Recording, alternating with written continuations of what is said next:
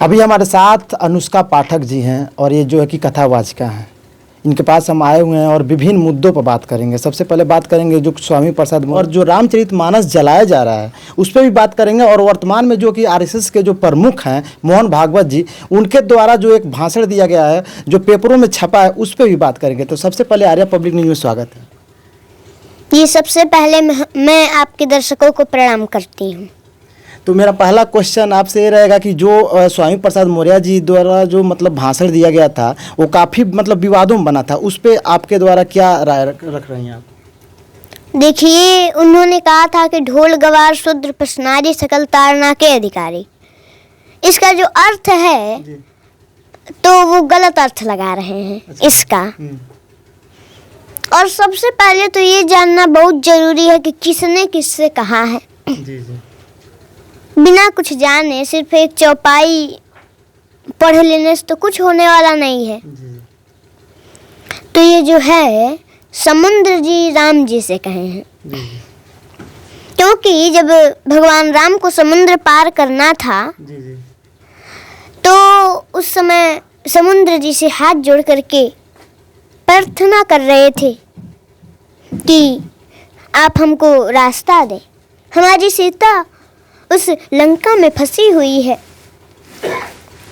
हमको मार्ग दें कि हम जाएं और अपनी सीता को वापस लेकर आएं। लेकिन 3 दिन बीत गए, समुद्र जी नहीं माने। तो जो है भगवान राम क्रोधित हो गए और क्रोध में आकर के बोले, लक्ष्मण तुम मेरा बाण लाओ, मैं अभी इनको अग्नि बाण से जला जो है सुखा देता हूँ। लक्ष्मण जी ले आए, अग्नि बाण तान दिए श्री राम जी। अब तो समुद्री डर गए, हाथ जोड़ लिए, प्रकट हो गए, बोले हे प्रभु हमसे गलती हो गई, माफ कर दीजिए। और देखिए, अगर हम सूख जाते तो कोई बात नहीं रहता, लेकिन हमारे अंदर ये जो जंतु हैं तो ये सूख जाएंगे, ये मर जाएंगे, तो इनको कष्ट होगा, तो इनके लिए हमको छोड़ दीजिए प्रभु। जब वो बहुत प्रार्थना किए तो भगवान राम बोले ठीक है, लेकिन अब इस अग्निबाण का करूँ क्या? तो समुद्र जी बोले कि हमारे उत्तर की तरफ कुछ दुष्ट रहते हैं, उन्हीं पर चला दीजिए न प्रभु, उनका संहार हो जाएगा, मर जाएंगे वो जी। तो श्री राम जी ने चला दिया उत्तर की तरफ। तो वही समुद्र जी कह रहे हैं हे प्रभु आपने बहुत कृपा की हम पर कि हमको शिक्षा दंड दिया आपने। और वही ये बात कह रहे हैं कि ढोल गवार शूद्र पसनारी सकल तारना के अधिकारी, ये सब शिक्षा के अधिकारी हैं। ये ढोल होता है तो उसको जो है वैसे ही पीटने से वो फूट जाएगा, उसको सीखना तो पड़ेगा कि इसे कैसे बजाना है, वैसे अगर पीटेंगे तो फूट जाएगा, बजेगा नहीं। और आप किसी के पास में बैठ करके बजा रहे होंगे तो पीटेंगे वैसे तो वो भी कहेगा कह रहे क्या वैसे ही पीट रहे हो, ले जा करके रख दो। और जब आप अच्छा बजाएंगे तो कहेगा कि थोड़ा और बजाइए ना और भजन हो। तो पहले ढोलक को जानना पड़ेगा कि उसे कैसे बजाना है, उसे सीखना पड़ेगा। और गवार को भी जानिए कि कैसे हमारे बातों को समझेगा, गवार को समझना, उसको भी समझाइए। और शूद्र, इसमें जो है किसी जाति का शूद्र नहीं बताया गया है, इसमें तो शूद्र उसे बताया गया है, शूद्र वो है कि जो भगवान की भक्ति नहीं करता, वो शूद्र है।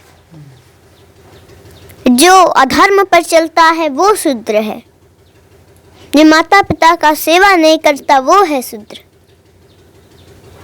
वैसे तो अपने शरीर में 4 वर्ण होते हैं, और इसमें जो शूद्र है ये आदरणीय है।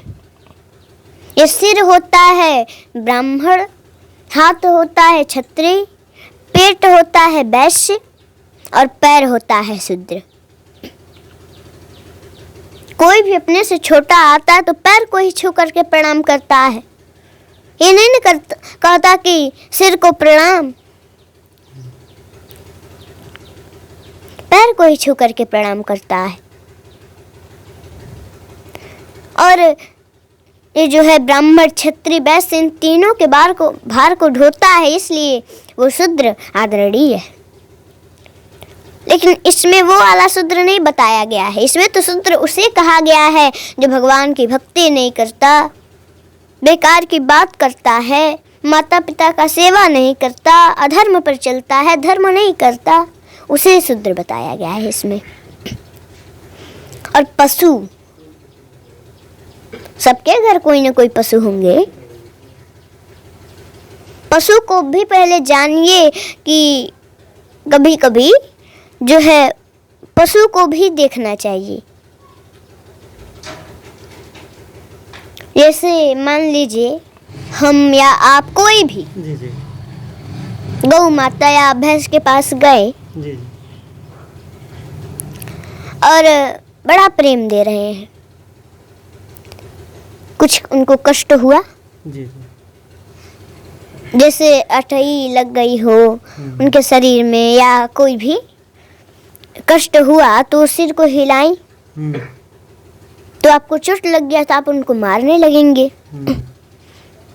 अब पहले ये नहीं सोचेंगे कि क्या हुआ है कि सिर को हिलाई, ये सोचेंगे तुरंत मारने लगेंगे आप।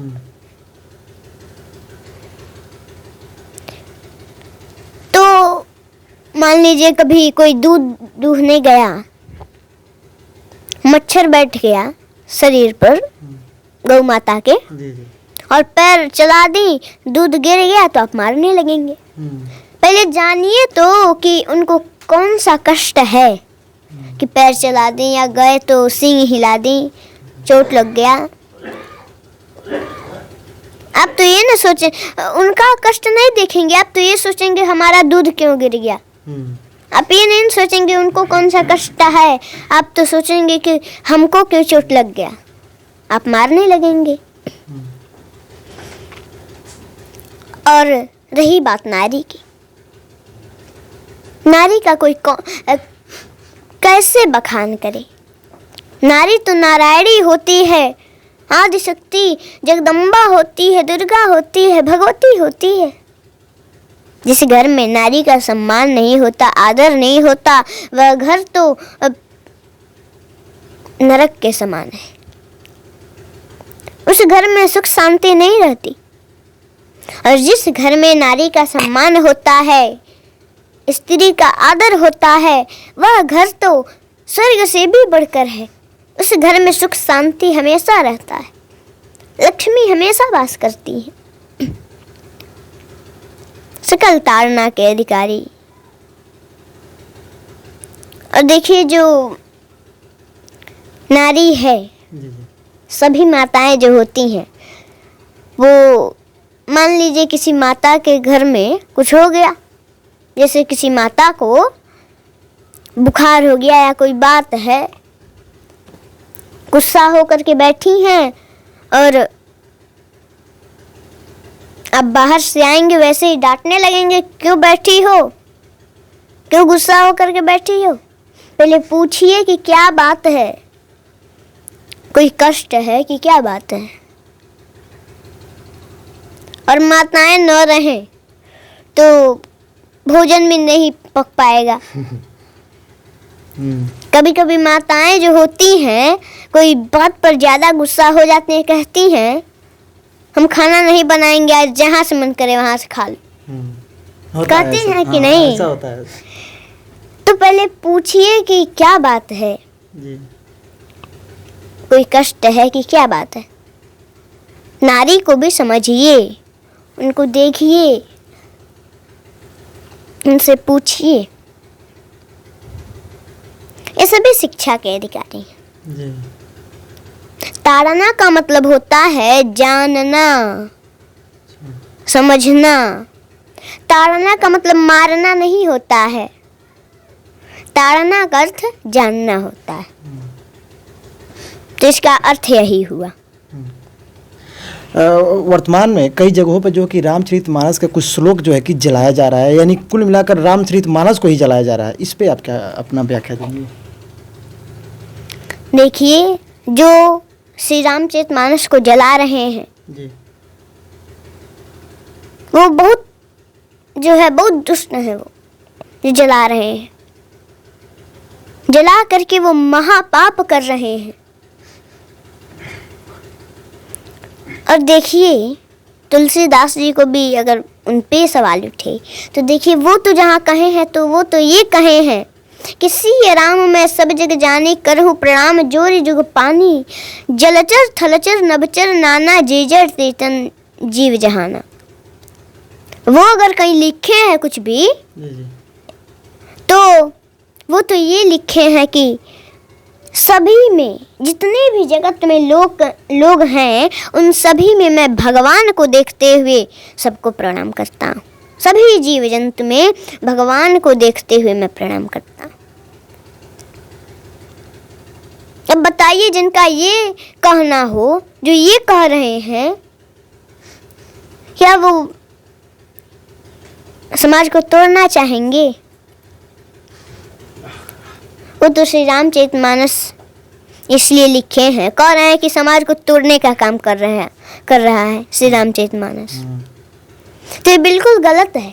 श्री रामचरितमानस तो ये शिक्षा देता है कि एक पत्नी को अच्छी पत्नी कैसे बनना चाहिए, एक भाई को अच्छा भाई कैसे बनना चाहिए, एक भाई से दूसरे भाई से कैसे प्रेम करना चाहिए, ये बतलाता है।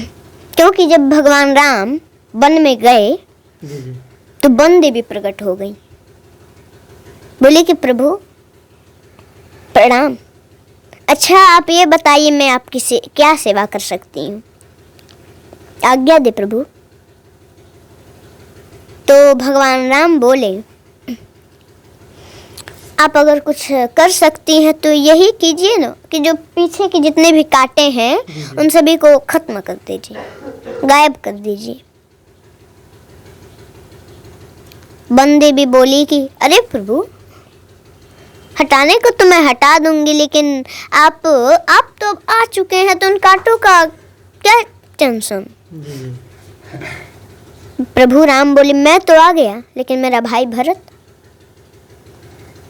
जो मेरा भाई भरत है वो मामा के घर गया है, वो आएगा तो वो अयोध्या रुक नहीं सकता,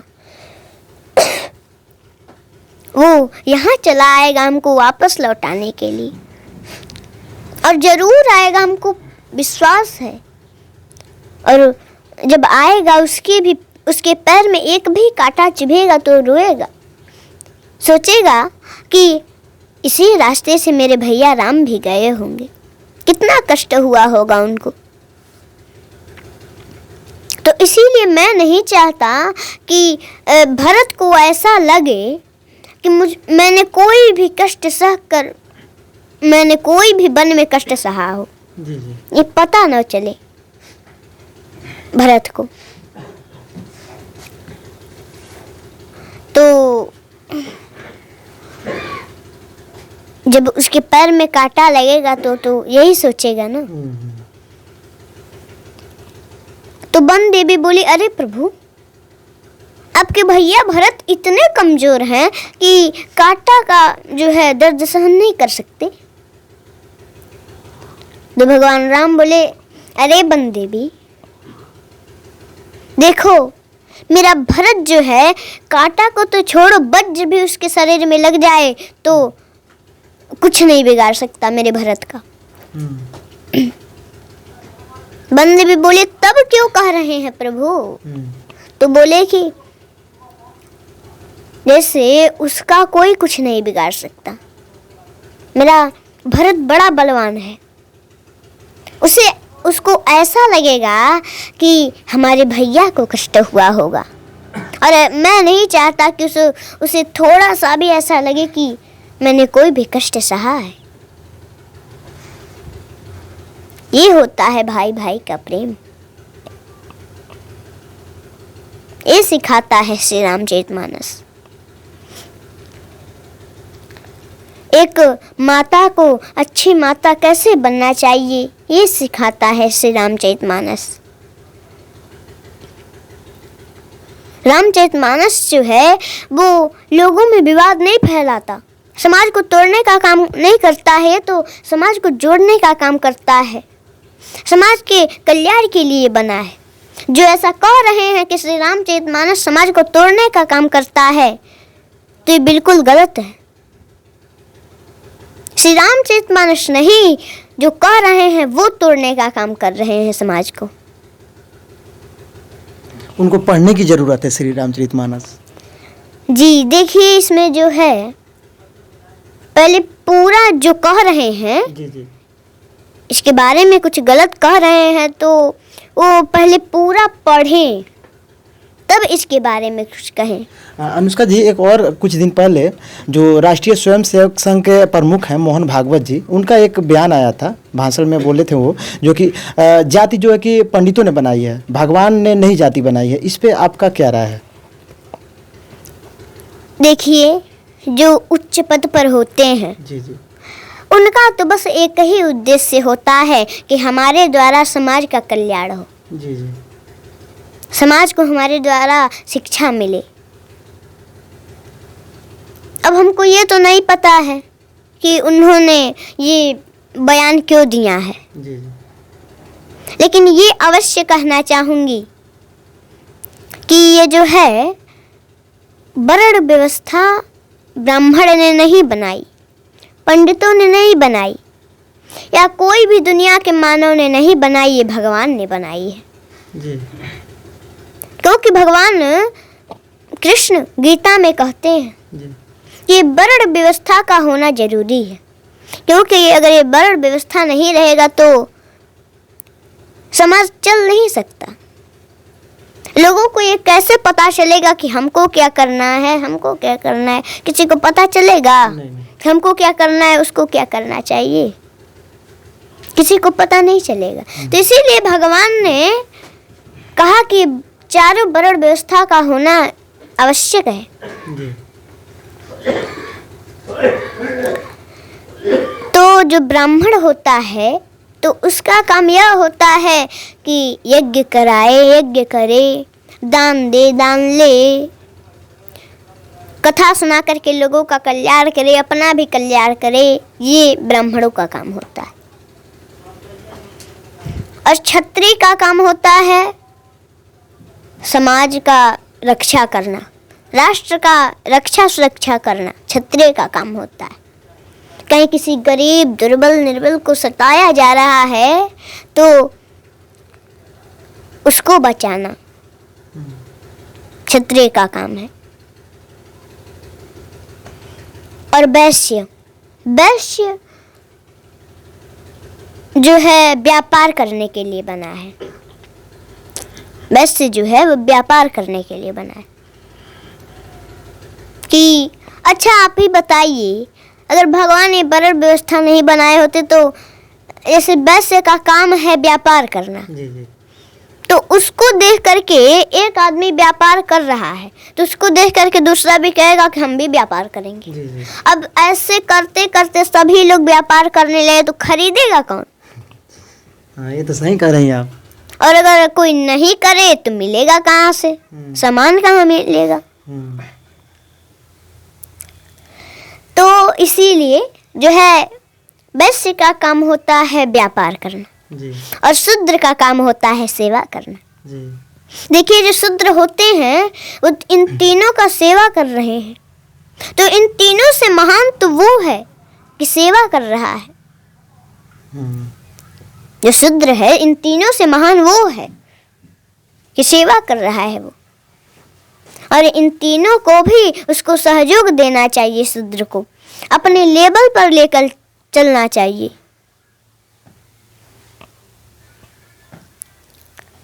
तो इसीलिए इस वर्ण व्यवस्था का होना जरूरी है, भगवान ने इसीलिए इस वर्ण व्यवस्था को बनाई है। नहीं तो जो है एक आदमी जैसे ब्राह्मण है तो ब्राह्मण अपना यज्ञ करा रहा है, जी और दूसरा जो है वैश्य भी है, वो ब्राह्मण का काम कर रहा है या कोई भी, तो ब्राह्मण का काम कर रहा है तो भी ब्राह्मण होगा। तो ऐसे ब्राह्मणों का काम कर रहा है वो। तो इसीलिए वर्ण व्यवस्था भगवान ने बनाई है कि सभी लोगों को ये पता चले कि हमको क्या करना चाहिए, उसको क्या करना है। तो इसलिए ये वर्ण व्यवस्था मानव ने या ब्राह्मणों ने नहीं बनाई, ये वर्ण व्यवस्था भगवान की बनाई हुई चीज़ है। चलिए, वीडियो अगर पसंद आए तो ये वीडियो को जो है कि शेयर कर दीजिएगा। बाकी नए हो तो हमारे जो है कि आर्या पब्लिक न्यूज़ को सब्सक्राइब कर दीजिएगा। अंत में ही सब कहूँगा, जय हिंद।